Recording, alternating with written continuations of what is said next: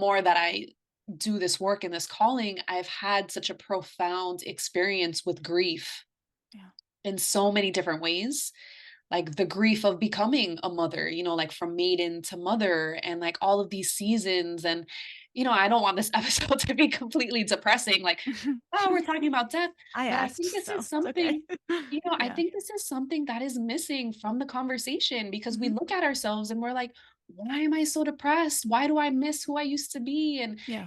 we try to like bypass the experience. Yeah. And when we can sit with it, when we can really feel it, that makes so much of a difference because I have so many clients that come to me and I'm like, in their energy, it's just like, something happens, I avoid it, I keep going. Something Mhm. happens, I avoid it. We're not processing. We're Yeah. not giving ourselves that time and that space to process and really sit in our feelings and emotion. But Things. one of my biggest fears when I was at my corporate job, I was so unfulfilled. Mm. I was suffering from that depression, that anxiety. I was literally like, I had to hype myself up. Like in the morning, stuck in traffic, I would listen to like positive affirmations, like, okay, you can do this. It was like I was Mhm. like training myself to be okay with it. And my biggest fear was that I would get to the end of my life and my spirit guides, spirit, source, the higher power would look at me and say, you completely missed this Mm. whole other path. Mm. Yeah. You completely missed, your full potential because you settled. Yeah. And that was also one of my biggest motivations of like, I don't want to get to the end of my life and be told that I just settled.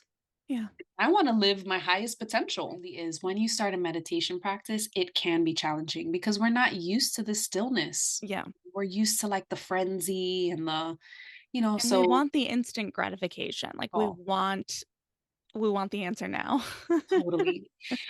A really quick way to connect to your spirit guides or, your inner guidance is through oracle cards also. Oh, yeah, you know what? I have a box of them in my drawer, and I haven't done it yet. Yeah, so quick and easy. You ask a question, shuffle the cards, just set an intention that you're connecting to your highest self, your spirit guides, and it's amazing. You know And what I mean? you know what I'm hearing you say? Trust. Mm. And this is a huge part too of being a woman in this time and also like trusting your intuition, trusting where you're being led, trusting what the card says. It's scary for us because we're not taught to trust ourselves. Society actually doesn't Yeah. want us to trust ourselves, right? Because it's like, well, you don't know best. Like, Yeah. there's always an expert for everything. Yeah. Yeah. And I think we're shifting collectively where it's like, no, I'm the expert. I was getting readings, even before my father passed away because I needed insight. I needed to know that I was working toward a greater purpose in my Mhm. life, that I was on my path. Mhm. I didn't want to miss out on any opportunities, like I said. So every year I would have a reading with my spiritual mentor, Nikki. And really, the readings are like therapy or coaching sessions. Even in my sessions, I'm like, listen, lady, we got a lot to talk about because I know you know what you should be doing and you're not doing it. And they're always like, yes, I know. Mhm. So it's really just to have that space of connection, of vulnerability, someone who sees you and who hears you, and you don't have to feel judged because they're like mirroring back like what you know to be true about your soul. Mhm. I just find it to be empowering. So if you feel overwhelmed, stuck, afraid, blocked, that is a good indication of, getting support Mm. because we don't have to do it alone. And you know, these readings have been life-changing for me Mhm.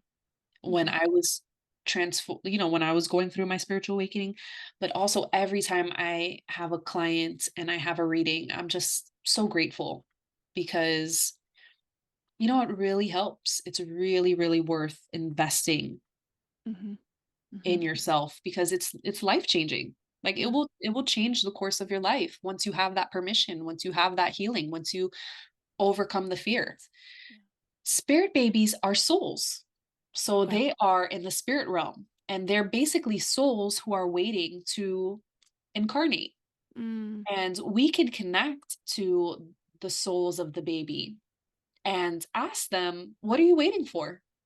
What does mom and dad need to do? Oh my Like, gosh. what's up?" That's Like, really we can sweet have to think a about. Yeah, yeah, that's we can have a really sweet. conversation with them, and they're old souls, because they've been through past lives before, they Mhm. they know what they're doing. So when we're talking to them in the spirit realm, they'll be very matter of fact, like, "Look, it's just not aligning. Like, her job isn't the job that we agreed to.